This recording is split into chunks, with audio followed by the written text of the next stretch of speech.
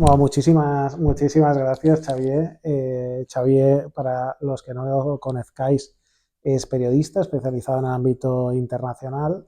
Ha escrito recientemente, si no me equivoco, en febrero de 2024, Putinistán, un país alucinante con un presidente alucinado. Y recientemente ha recibido el premio de periodismo internacional y ha pasado muchos años en Moscú, y esto es lo más interesante de todo, y ha vivido los cambios que ha sufrido Rusia en estos últimos años, ¿no?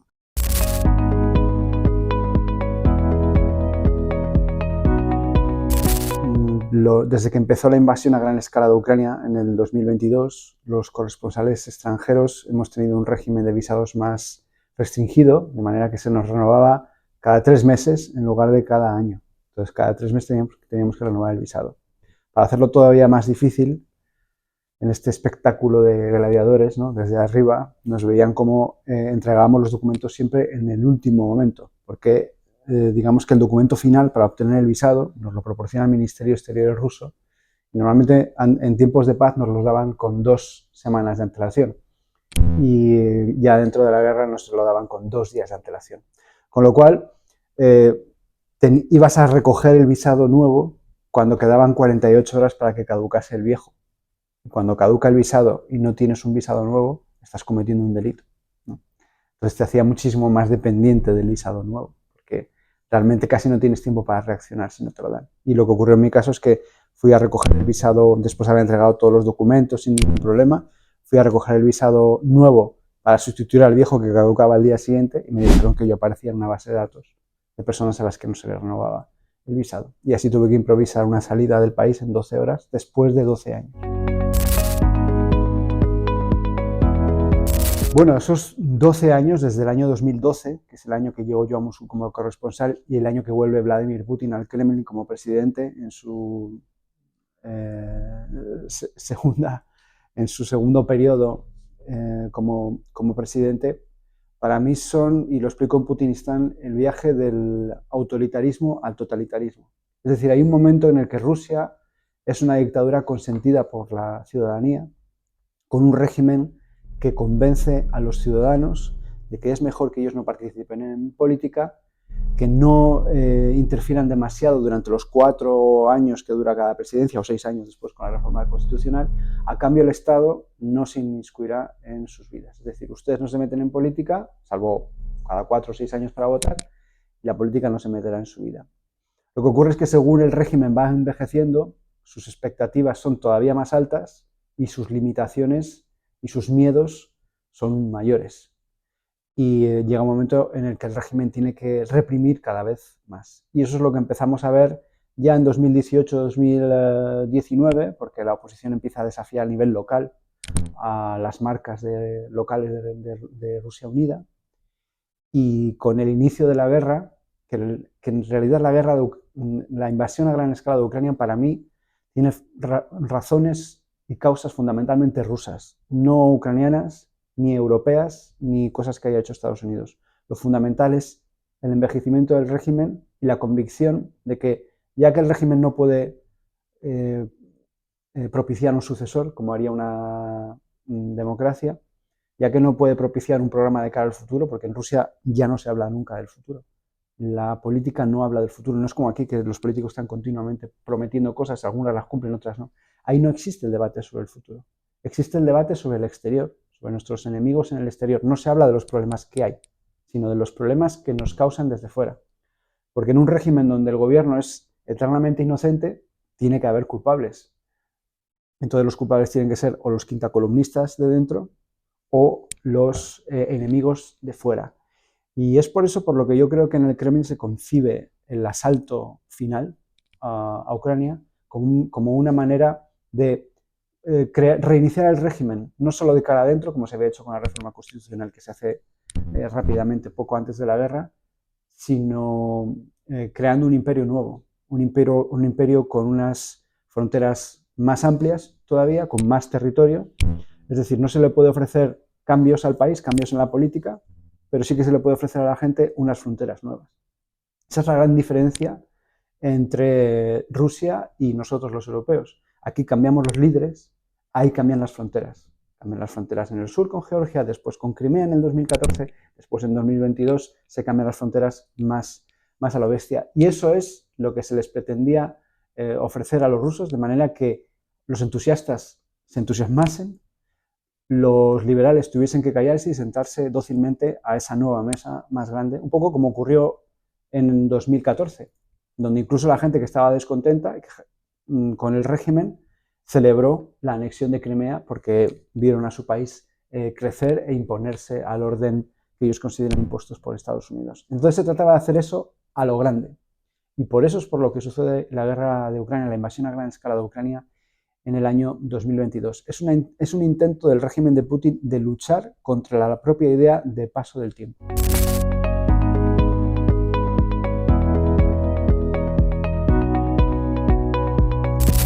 Es muy difícil hablar del ruso medio, pero sí que podríamos derribar algunos tabús que existen respecto al ruso. Es falso que los rusos estén permanentemente lamentando el fin de la Unión Soviética o el fin del orden establecido en la Unión Soviética. Es decir, en el supermercado no te encuentras a la gente lamentando que se hayan unido a la OTAN los países de Europa Central o que ahora mismo Kharkov no sea una ciudad rusa, etcétera, etcétera. También es verdad que al mismo tiempo existe una pasividad, una falta de criterio a la hora de aceptar lo que hace el gobierno. Es decir, cuando nadie reclamaba a Crimea en el año 2013, yo vivía en Moscú. Sin embargo, cuando en el año 2014 se toma Crimea, sube la popularidad de Vladimir Putin. Con lo cual, sí que podemos decir que existe una relación paterno-filial entre la ciudadanía y Vladimir Putin. No siempre fácil, como muchas veces no es fácil la relación con los padres, pero difícil de deshacer y difícil a la hora de plantear la rendición de cuentas. Mientras que aquí, en España, por ejemplo, o en otros países europeos, podemos confiar mucho en un político y luego podemos decidir que nos queremos deshacer de él porque no nos ha gustado, porque nos ha decepcionado, porque encontramos... Aquí estamos continuamente cambiando de opinión. En España tenemos un presidente del gobierno de derechas, luego uno de izquierdas, luego uno de derechas, luego uno de izquierdas. Somos capaces de criticar a nuestro gobierno sin sentir que estamos criticando a nuestro país o a alguien de nuestra familia. Y sin embargo, en Rusia es verdad que los rusos, sin ser tan imperialistas y tan nacionalistas como es el régimen de Vladimir Putin, sí que son consentidores con lo que va haciendo el gobierno. Incluso cuando el gobierno va sideralmente demasiado lejos, como se ha visto en la invasión a gran escala de Ucrania en el año 2022. Los rusos en su mayoría no deseaban esta guerra, tampoco la esperaban, por eso el gobierno les dijo primero que no iba a ocurrir, y cuando empezó la guerra les dijo que no era una guerra. Todavía les sigue diciendo que es una operación militar especial. Si Putin gana esta guerra, será el primer líder político de un gran país que gana una guerra sin llamarla por su nombre. No es la Segunda Guerra Mundial para Rusia, porque es una guerra que se niega cada día. Se niega que se estén causando víctimas civiles, se niega que se esté llevando a cabo destrucción. Y ante eso, el manicomio Z, como lo llamo yo en Putinistán, lo que hace es ofrecer distintas salas para que cada uno se vuelva loco a su manera. Entonces la televisión, los programas de las tertulias del prime time, lo que ofrecen son un belicismo destilado en nacionalismo completamente imperialista y agresivo, donde dicen que hay que arrasar Kharkov para que se vaya todo el mundo de la ciudad y repoblarlo, o que los ucranianos es que son más feos que los rusos. Todo tipo de planteamientos racistas son posibles en esos programas en prime time que duran horas. Yo he estado viendo esos programas a veces por hacer el experimento, como 4 horas seguidas. Y incluso a mí, que tengo bastante buena información, me hizo mella. Y recuerdo que dejé de ver, salí a la calle, y realmente salí a la calle con la sensación de que a lo mejor no había que bombardear Ucrania, pero algún país había que bombardear. Realmente son programas que radicalizan al que quiere ser radicalizado, porque nadie está obligado a ver eso. Eso no es la España de Franco, donde todo el mundo veías el nodo o no veías nada más. Hay multitud de canales. Pero el que quiere radicalizarse, para aferrarse a su bandera y a su gobierno y a su presidente puede ver eso. El que quiere no enterarse también lo tiene fácil, porque se han censurado las redes sociales, Twitter, Instagram, Facebook, ahora por ejemplo YouTube también prácticamente no funciona. Entonces hay un montón de gente que está realmente confundida. Entonces no quieren saber muy bien lo que está pasando. Dicen que bueno, que es verdad que Rusia es agresiva, pero que en Facebook también hay mucho odio hacia los rusos. O sea, comparando el bombardeo de Mariupol con las cosas desagradables que puedes leer sobre los rusos en Facebook, etcétera, etcétera. Entonces hay gente que realmente no quiere saber. Están deseando que esto acabe, aunque no quieren enterarse muy bien de qué es exactamente esto que tiene que acabar. Y luego hay gente que prefieren estar hechos un lío, es decir, prefieren estar en una especie de equidistancia, abogando por un punto medio entre Rusia, que quiere destruir las ciudades ucranianas, masacrar a la sociedad civil para que sea más fácil domesticar a Ucrania y robarle parte de sus territorios, y entre Ucrania y la Unión Europea y Estados Unidos, que quieren que Ucrania siga sobreviviendo como país de una manera autónoma y que decida. Entonces dicen, bueno, un punto medio, tenemos que encontrar un punto medio entre la destrucción que quiere nuestro presidente y la libertad y seguir viviendo, que es lo que quieren los ucranianos. Entonces, en el medio de esa ceremonia de la confusión, lo más cómodo es no entender nada. Y luego están simplemente los rusos que tienen miedo. Los rusos que se han dado cuenta, en algunos casos muy recientemente, de que el país va sin frenos, de no tienen absolutamente ningún control sobre su propio gobierno. Y saben que pueden pagar caro el hecho de protestar, porque ahora mismo te pueden castigar por poner algo en Facebook, puedes resultar cancelado en el trabajo por haber acudido a una manifestación. No son cosas que yo haya leído en los medios de comunicación. Yo me he encontrado a una profesora, conocida en una vida anterior como profesora, conduciendo un Uber que me llevaba al aeropuerto. ¿Por qué? Porque fue detenida en una manifestación contra la guerra. Y en un principio no pasó nada, pero después empezó a recibir presiones en el colegio para que dejase de dar clase allí. El director la apoyó, pero al cabo de unos meses el que empezó a recibir presiones fue el director, y al final acabó por dejar el colegio, y ahora pues conduce un taxi. Esta es una microhistoria de todo lo que está pasando ahí. Durante años se ha convencido a los rusos de que lo mejor era no controlar demasiado al gobierno, no manifestarse, no agitar. Y después se les convenció de que no es que fuese lo mejor, sino que simplemente hacerlo no servía para nada. Ahora ya estamos en otro escalón en el que ya se les convence de que si lo hacen, lo van a pagar caro.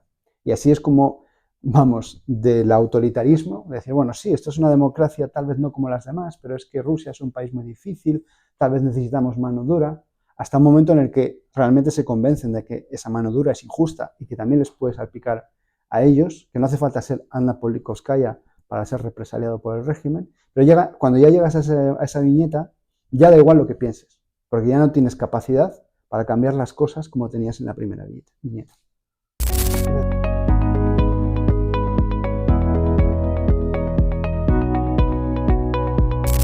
Sí, yo creo que hay que evitar, aunque solo sea por higiene mental y política histórica, los planteamientos fatalistas o esencialistas sobre los países.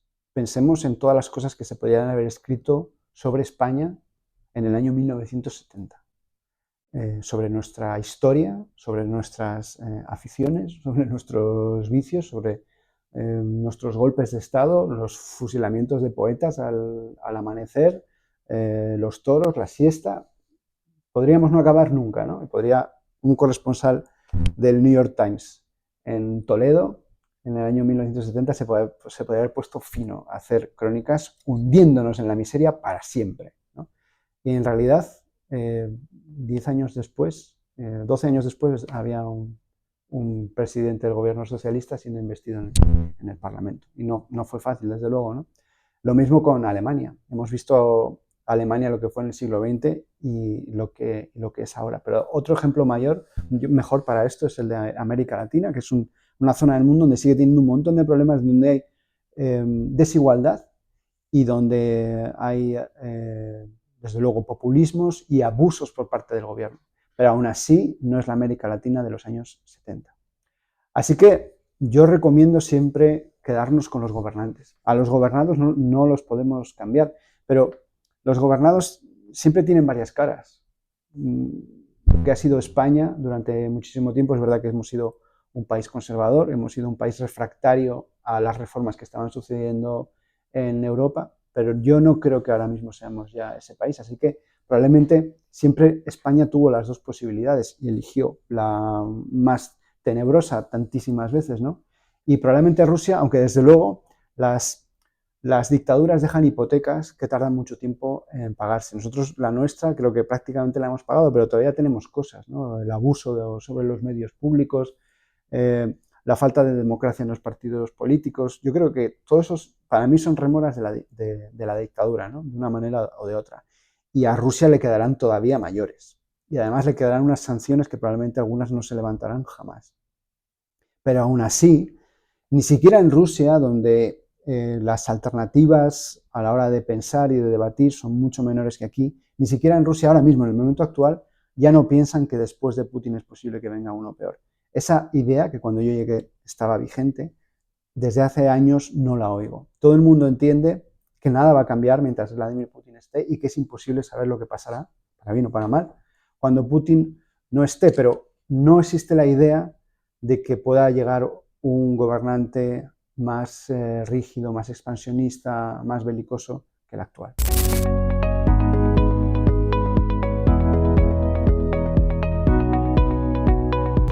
Bueno, yo soy siempre escéptico respecto a la capacidad de influencia de Rusia, pero sí que es verdad que por la propia naturaleza del régimen, que consiste en una de sus principales líneas de actuaciones, para empezar, durar más que nadie.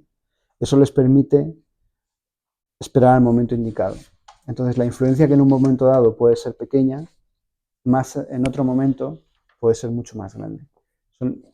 Ellos piensan la escala de tiempo mucho más amplia de la que piensan nuestros políticos. Normalmente pasan 4 u 8 años en el poder y después viene alguien completamente nuevo.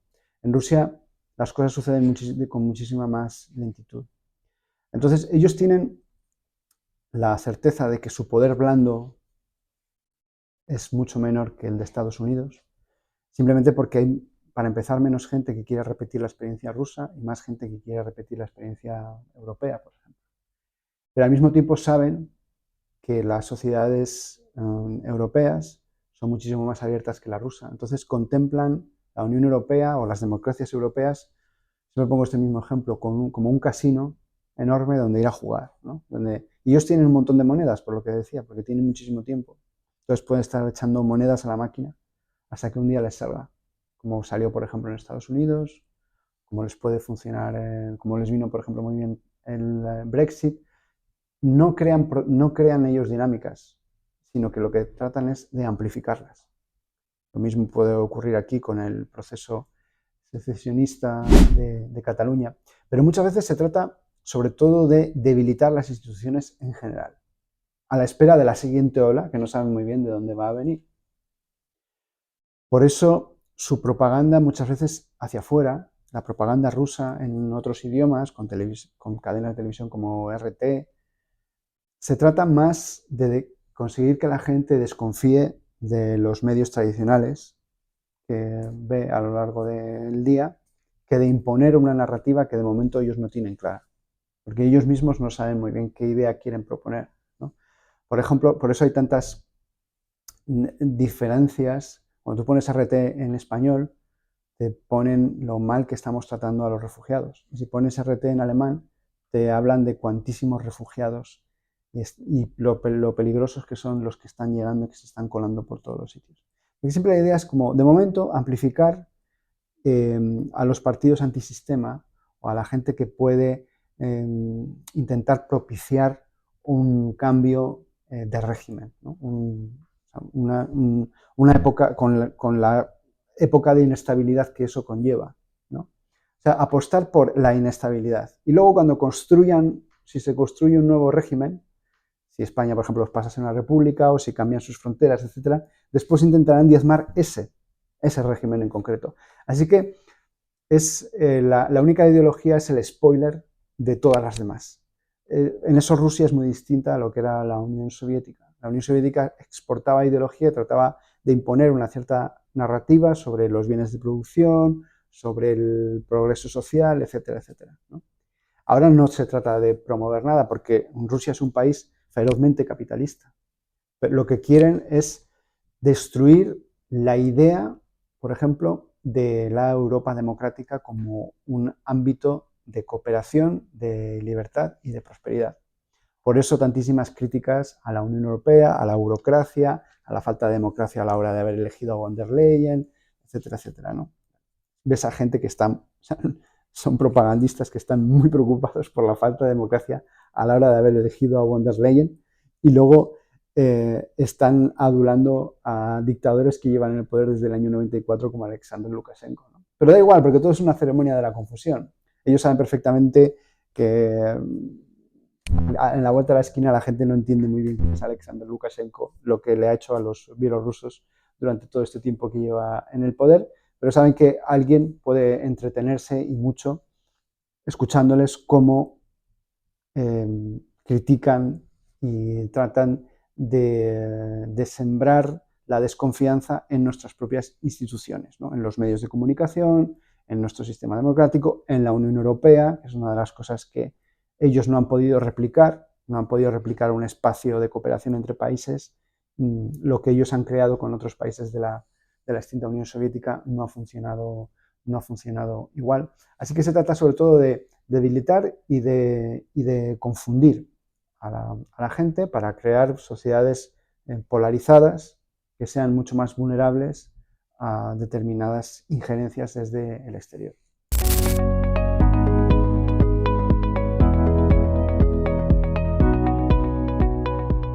Bueno, para Putin, Ucrania es la guerra de su vida y Siria fue la guerra de mientras tanto.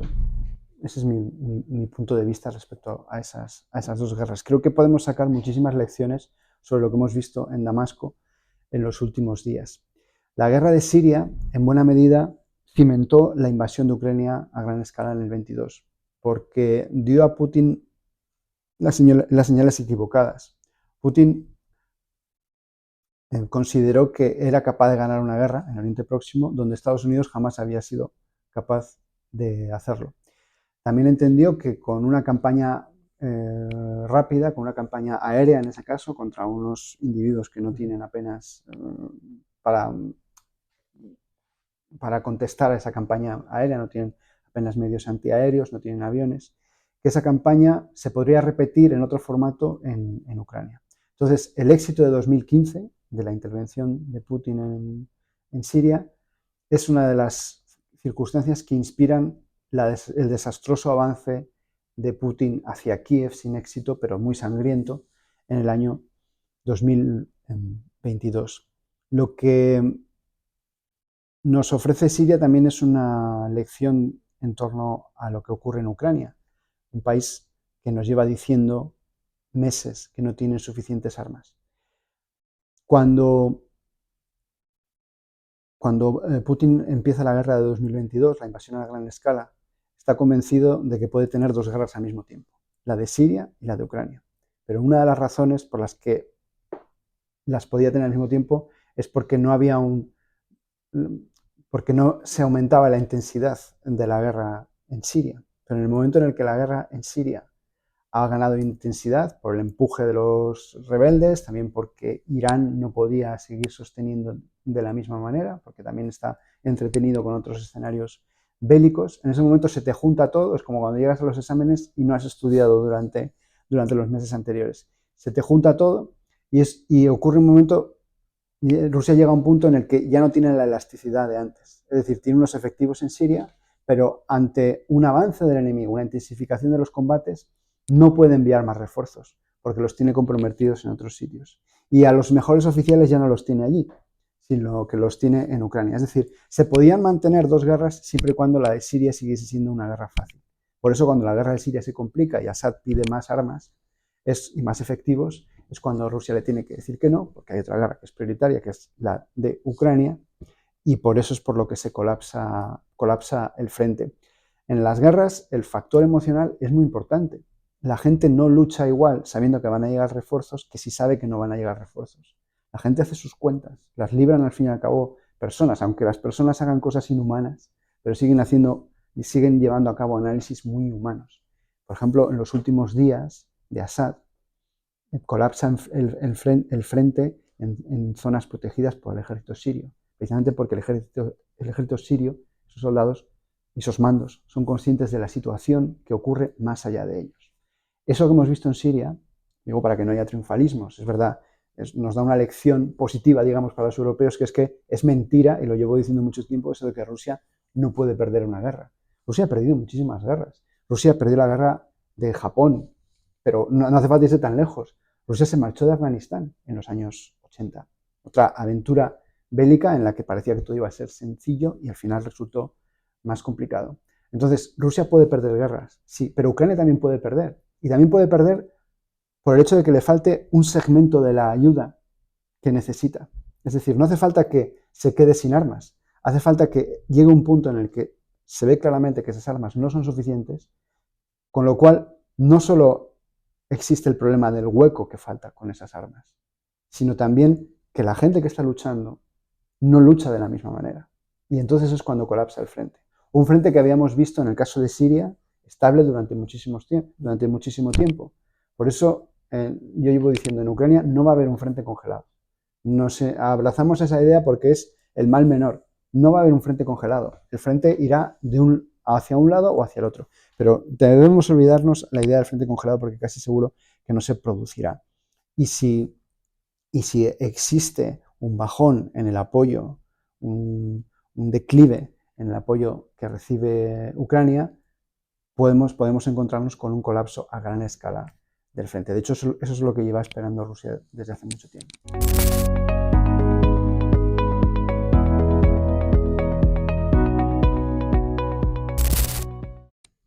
Bueno, los periodistas no somos buenos futurólogos porque la gente nos está continuamente, sobre todo los corresponsales, preguntándonos qué va a pasar cuando estamos todavía intentando enterarnos de lo que ha pasado.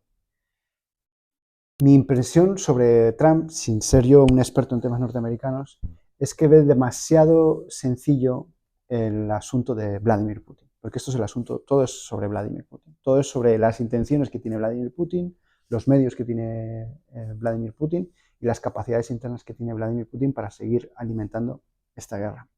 Entonces, Donald Trump lo que ha planteado es, como es clásico en él, lo contrario de lo que planteaba Biden, ¿no? Aunque Biden con muchísima timidez, pero un apoyo sostenido a Ucrania, desde muchos puntos de vista no suficiente, pero sí sostenido en el tiempo, de manera que Ucrania tenga éxito, que no lo ha tenido exactamente, o sea, no es la definición de éxito lo que estamos viendo en Ucrania, pero desde luego que Rusia no tenga éxito en su campaña, ¿no? Trump lo que propone es una especie de solución rápida, es decir, forzar a Ucrania y a Rusia a alcanzar algún tipo de acuerdo. Forzar a Ucrania parece fácil, según su planteamiento, simplemente a reducir el suministro de armas, de manera que la idea de pactar con renuncias sea más atractiva. Pero lo que tal vez no se ha parado a pensar es que en el momento en el que Ucrania esté todavía más débil de lo que está ahora, los incentivos para Rusia para negociar van a pasar de ser casi cero de ahora a ser completamente inexistentes. Porque entonces sí que va a ser cuando Vladimir Putin va a ir a por más.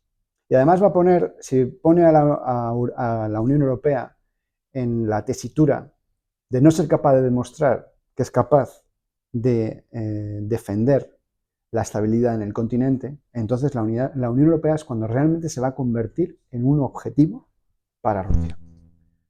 La Unión Europea puede ser incluso la OTAN en el caso de los países bálticos, o puede ser los contornos de la Unión Europea con países candidatos, que sería el caso de Moldavia. Entonces, esa fórmula de vamos a apoyar menos a Ucrania para que Ucrania tenga más ganas de negociar, funcionaría si Vladimir Putin no leyese los periódicos o no tuviese servicios de inteligencia, ¿no? Entonces, es muy posible que, igual que vimos en el primer mandato de Trump, Putin sea una gran decepción para Trump y Trump una gran decepción para Vladimir Putin. La diferencia es que ahora tienen entre manos la guerra más importante que se ha visto en Europa después de la Segunda Guerra Mundial. Y algunas cosas son difíciles de deshacer, como se está viendo en Ucrania. Todos los avances rusos después son muy difíciles de recuperar. Entonces, unos avances rusos pueden resultar muy caros para Ucrania y para la Unión Europea. Un alto el fuego sin garantías de seguridad para Ucrania puede reforzar las capacidades bélicas de Rusia de cara a una guerra todavía mayor de aquí a 4 años, por ejemplo, o menos. Entonces, todo lo que sucede en 2025 se pagará caro. No sabemos si lo pagará caro Rusia al no poder mantener el ritmo de economía afectada por la guerra, de economía virada hacia la guerra, de gente que está muriendo en el frente, donde en algunas zonas casi están muriendo rusos a una proporción de 1 contra 10, es decir, un ucraniano, 10 rusos. De eso no se habla en Rusia, pero es una realidad que existe. Y Rusia no es infinita. Sus capacidades no son infinitas. Así que, resumiendo, se pagará caro 2025, será un año decisivo. Depende si va a ser para Rusia, que es el país agresor, o para Ucrania y para Europa, que es el país y el continente agredido por esta guerra.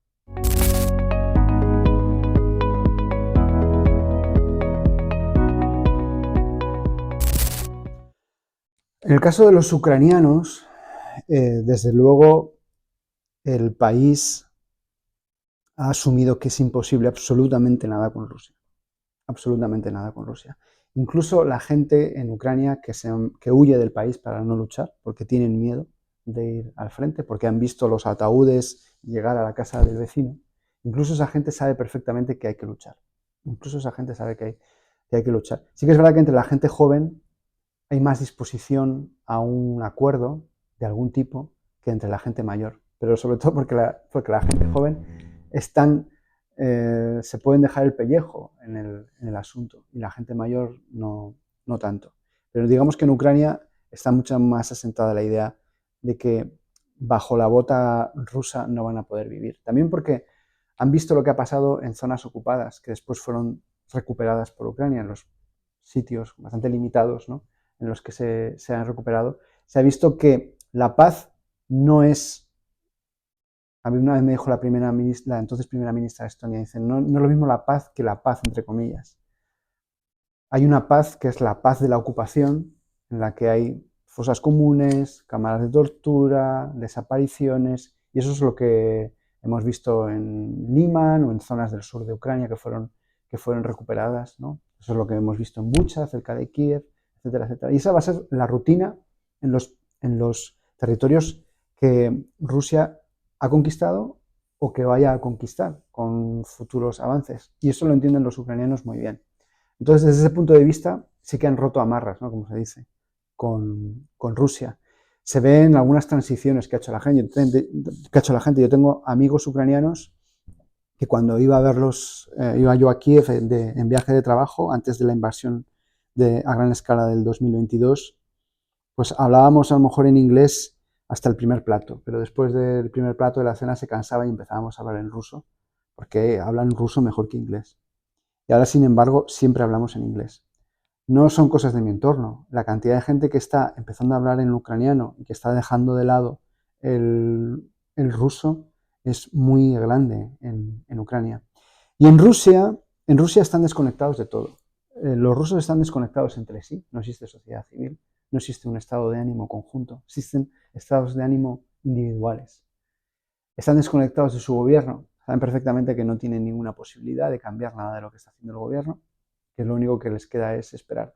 Es como el autobús de la película Speed, ¿no? Se llama, con Sandra Bullock y Keanu Reeves. Vas ahí en el autobús y lo único que estás esperando es que no estalle, no se estrelle, no se caiga por un barranco, etcétera, etcétera. Aún así hay gente que va aplaudiendo al conductor, pero también con los dedos cruzados de vez en cuando en la mayoría de las curvas, ¿no? Entonces, desde Rusia hacia Ucrania también la confusión es total. ha habido mucha gente que se ha refugiado en el racismo y en la xenofobia y en el imperialismo para decir que los ucranianos, que en realidad son rusos, que hablan mal ruso, que son rusos que se han torcido, que son nazis, que se han vendido a Estados Unidos, etcétera, etcétera, ¿no? Pero la realidad es que la mayor parte de los rusos tienen en el WhatsApp a alguien ucraniano. Entonces, muchos rusos que decían que no estaba muriendo nadie, realmente se han encontrado con que cito ejemplos reales, ¿no? O sea, rusos que decían que no están muriendo civiles en Ucrania, después se han encontrado con que la jefa de la guardería a donde iban sus hijos, cuando vivieron en Kharkov, que ha muerto en un bombardeo de la propia guardería. Realmente la realidad es muy tozuda, ¿no? Entonces, yo creo que los rusos, más que un problema en la relación con Ucrania, tendrán que afrontar en algún momento un problema en la relación con su propio país y con su propio gobierno, ¿no? Pero no existe un furor antiucraniano entre los rusos. Sí en la policía, que te puede detener por ir vestido de azul y amarillo ahora mismo en Moscú. Te pueden dar el alto por eso, ¿no? Pero en lo que es los rusos no, porque insisto, ellos son mucho menos nacionalistas, imperialistas o belicistas, que también lo son, pero mucho menos de lo que es su gobierno. Lo que pasa es que sí que son consentidores de lo regular que hacía su gobierno y de todo lo malo que ha hecho recientemente. Muchas gracias, Xavier, por todo lo que nos has contado y ilustrado sobre lo que está sucediendo en Rusia y Ucrania, pero también en el seno de las democracias occidentales. Muchísimas, muchísimas gracias. A vosotros.